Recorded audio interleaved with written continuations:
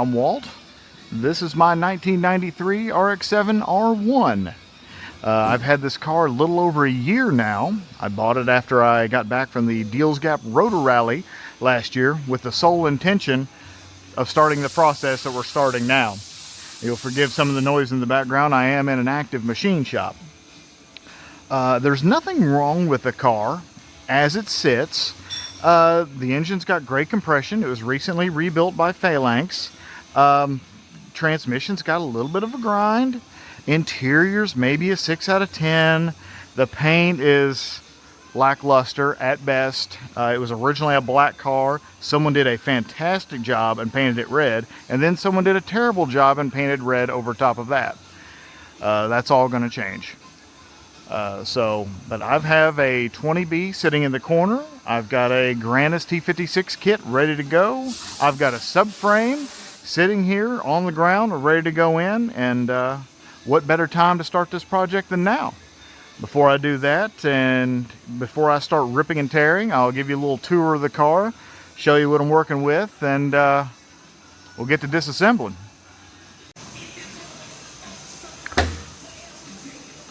Alright, you can see a few things are missing. I removed the charge pipe and the strut tower bar just so I could make the compression test a little easier. It was all coming out anyway, so no harm, no foul. Intercooler was attached to all that garbage, so it came out too. But yeah, running, driving car. Like I said, the compression numbers are great on it. I think it was 130 on the rear rotor, about 110 on the front rotor. I might add a clip of that to the video.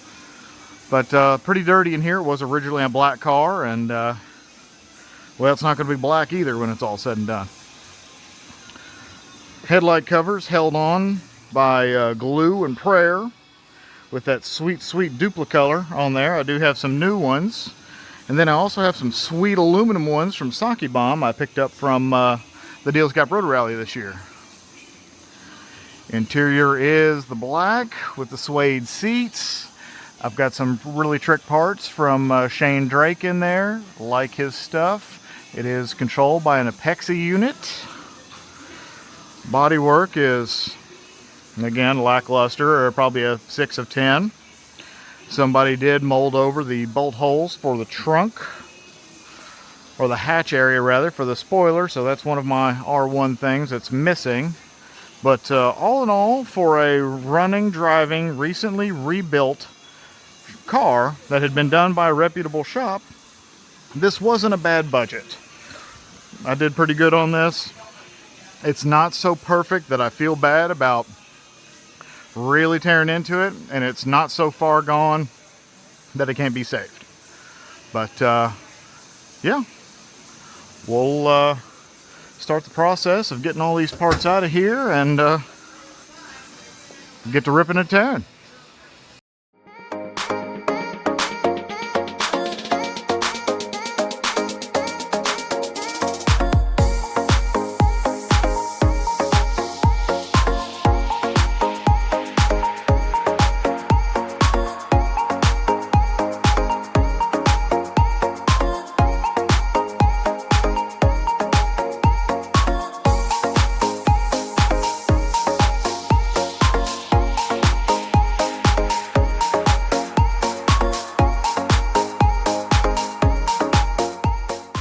And as you can see, it's out.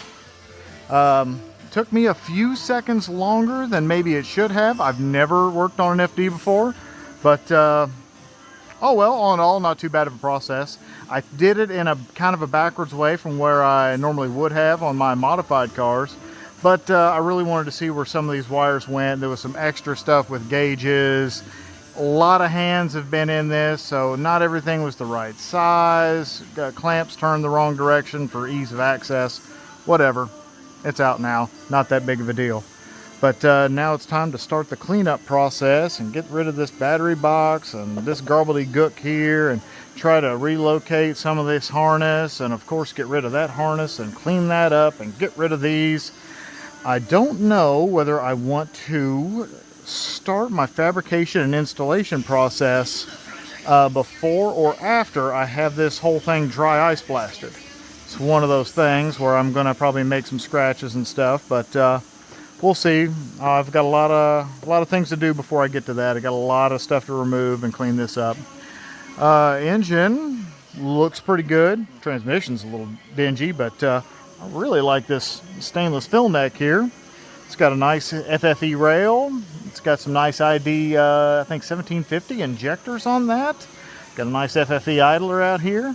But yeah, the thing made a great compression on the test, so I'll set that keg on my shelf for a later date, and maybe I'll eventually do something with it. But yeah, the transmission, I might save that also for my FC in case I ever have an issue with it. And another pallet of rubbish. So yeah, like I said, now I'll begin the cleanup process and get rid of all the stuff I don't need. You see, I've got the Tremec here, just sitting back here collecting some dust, some pool table parts. 3 rotor sitting over there. So ooh, also forgot about my carbon fiber. But yeah, ready to clean this up. Now yesterday, while I was running around, I did get a delivery, and I got those carbon fiber side skirts, and I got my new bumper. This is an OEM Mazda bumper from Japan. Got the support, and if you can see, I do have a nice little carbon lip on that. So when it comes time to paint that car, it will it'll be all fancy. So I look forward to doing that about as much as someone looks forward to going to the dentist. I don't want to do it, but it needs paint. As you can tell, it used to be black. Now it's 9 colors of red, and it's all terrible. But with that, I'll catch you next time.